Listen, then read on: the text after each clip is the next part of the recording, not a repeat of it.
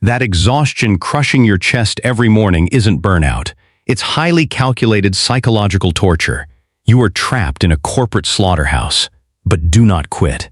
I am about to reveal a ruthless, secret strategy to silently bleed them dry from the inside out. Watch to the very end. It is exactly 8 a.m. on a Monday. Your hands are gripping the steering wheel so tightly that your knuckles have turned completely white, even though the engine has been dead for over 15 minutes. Your hollow eyes are fixed on that giant, gleaming corporate logo plastered across the glass facade of the building in front of you. From the outside, it looks like a temple of modern success, but you and I both know the horrifying truth. Inside, it is an absolute emotional morgue. Just the mere thought of pushing those revolving doors, stepping into that sterile air, and facing the cheap office politics, the venomous passive-aggressive emails, and a boss whose only talent is suffocating micromanagement makes you want to permanently log out of existence. Make no mistake, what you are experiencing is not a career. It is a highly systemic, calculated form of psychological torture that just happens to come with a paycheck. Before we dive deeper into exposing the darkest secrets of this corporate meat grinder and how you can manipulate it to your advantage, please hit that subscribe button to support the channel. Your subscription is the ultimate motivation for us to keep uncovering the brutal truths and delivering these powerful, life-saving videos. Vuong-Gyanaf02 warmly welcomes you. Listen to me very carefully, because society has been lying to you for decades. This agonizing exhaustion crushing your chest every single morning is not your fault. Do not let their cheap motivational speeches or hollow lectures about dedication gaslight you into thinking you are the problem.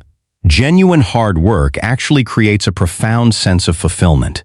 But what is rapidly draining your life force right now is the intentional erosion engineered by a deeply toxic ecosystem. You are trapped in a space where your constructive ideas are weaponized into personal attacks, where the most incompetent cowards are the loudest voices in the room, constantly bragging but vanishing like ghosts the moment actual work needs to be done. You need to understand the sinister nature of modern corporate burnout. It does not stem from your lack of ability. It stems from you being relentlessly squeezed dry by a system designed with absolute malice. It is a machine perfectly calibrated to strip away your confidence, keeping you in a perpetual state of self-doubt so that you docilely accept a miserable salary and endless unpaid overtime. They preach endlessly about being a corporate family, but the second the ship takes on water, you will be the first one violently thrown overboard just to protect the plush seats of upper management. Standing before this modern-day slaughterhouse, society cruelly forces a brutal binary mindset down our throats. They tell you that your only choices are flight or freeze, to violently quit or to silently endure. Quit? That is a beautiful fantasy for Hollywood movies, but the ruthless reality of electric bills, rent, and baby formula does not allow you to casually throw a resignation letter at your boss's face and walk into the sunset. So, what about enduring? Enduring means you are voluntarily digging a grave for your own youth and burying your self-esteem alive in it. It is time to entirely smash that pathetic, binary trap. Welcome to the third option, the art of surviving without escaping. This is the absolute mastery of staying on the battlefield without ever allowing yourself to become a human shield. We are going to transform you from a trembling victim hiding in a parking lot into a cold, ruthless, and deeply pragmatic warrior. You will learn to mercilessly extract every ounce of value from this toxic wasteland, standing tall and walking away only when the time is perfectly dictated by you. To become this pragmatic warrior and master the third option, your very first tactical move is to surgically sever the emotional ties they have weaponized against you. For years, you have been conditioned to view your workplace as an extension of your own identity, deeply tying your personal self-worth to the fleeting approval of middle managers who would replace you before your obituary was even published. This is the absolute core of their manipulation. They manufacture artificial crises, sending late-night emails marked urgently in red ink, desperately trying to trigger your panic response so you will sacrifice your peace of mind for their bottom line. It is time to stop hemorrhaging your soul into a vessel that has no bottom. Emotional detachment is not about becoming a bitter, resentful shell of a person. It is about building an impenetrable fortress around your mental health. From this day forward, you must start viewing your office as nothing more than an economic exchange zone. You trade a highly specific set of skills for a predetermined amount of currency, and that transaction ends the precise second the clock strikes 5. When your boss throws a manufactured tantrum over a delayed report or a missed corporate milestone, you will no longer internalize their stress. You will observe them with the cold, clinical fascination of a scientist watching a lab rat run endlessly on a wheel. Let their panic bounce right off your armor. When colleagues engage in toxic gossip or try to drag you into their petty territorial wars, you will simply nod, offer a polite but hollow smile, and retreat to your sanctuary of indifference. You are no longer emotionally invested in the success or failure of their corporate empire. If the company hits record profits, your paycheck remains exactly the same. If the company loses a major client because of their own executive incompetence, it is absolutely not your burden to carry. By deliberately unplugging your emotional umbilical cord from the organization, you instantly neutralize their greatest weapon against you. They can no longer manipulate what you do not care about. This profound apathy is incredibly liberating. It grants you the clarity to see the office for what it truly is, a temporary stage where everyone is playing a poorly written role. You are merely an actor saying your lines, hitting your marks, and collecting your fee. You will breathe easier, sleep deeper, and finally reclaim the mental real estate that they have been occupying rent-free for far too long. This deliberate emotional withdrawal is the essential foundation that will keep you completely sane while we prepare for the next phase of your internal rebellion. Once your emotional armor is securely in place, you must urgently recalibrate your physical output to match their actual financial investment in you. The biggest lie swallowed by the modern workforce is that going above and beyond will eventually be rewarded with loyalty and wealth.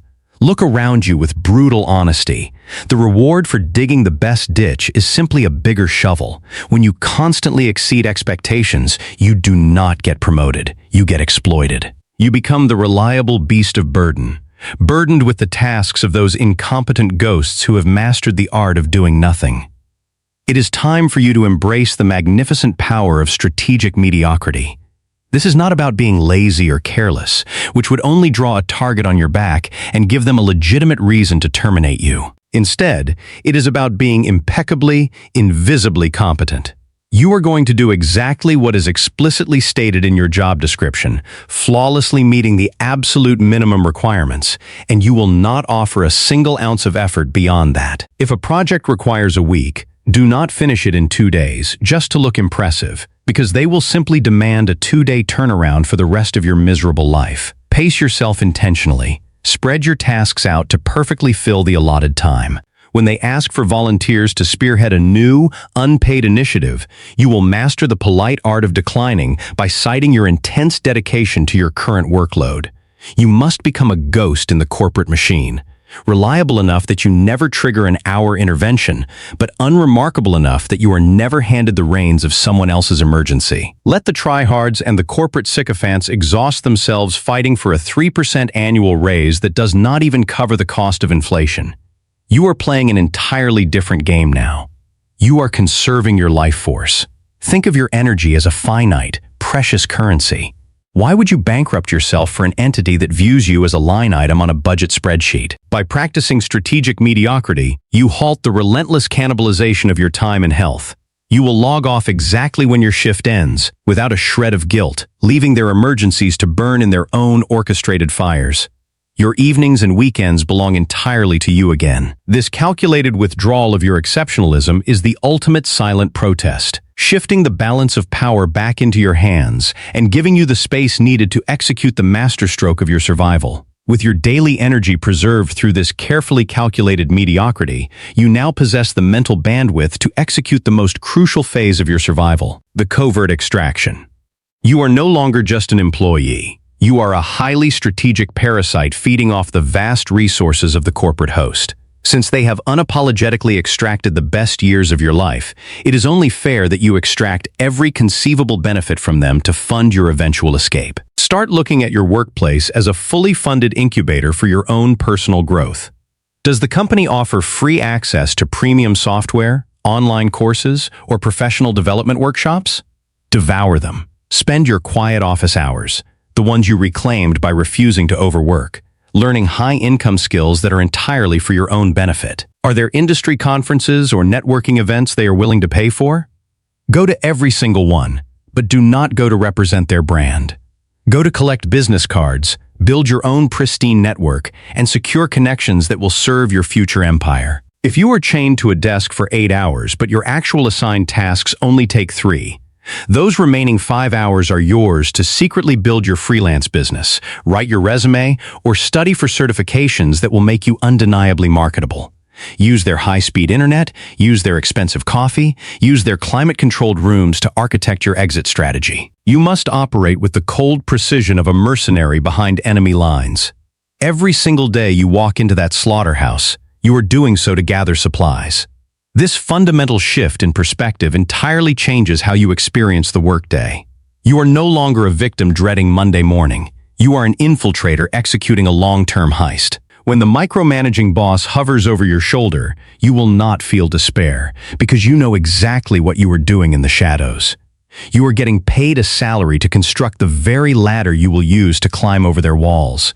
Do not feel a single drop of guilt for this. The corporation would lay you off on a Tuesday afternoon without a moment of hesitation to appease their shareholders. You owe them nothing but the bare minimum they paid for, and you owe yourself absolutely everything. By weaponizing their infrastructure for your own ascension, you are transforming their toxic environment into the fertile soil of your own independence. You are quietly siphoning their power, steadily building an unstoppable momentum that will lead you to the definitive conclusion of the third option. This silent extraction of their resources inevitably brings you to the ultimate culmination of the third option, preparing you for the exact moment you dictate your own triumphant exit. The profound beauty of this strategy is that by the time you finally decide to leave, you will not be fleeing in a desperate, panicked scramble to save your sanity. You will be walking out the front doors as a conquering force, holding all the cards. You have protected your emotional health, you have fiercely guarded your energy, and you have silently built an impressive arsenal of skills and networks right under their noses.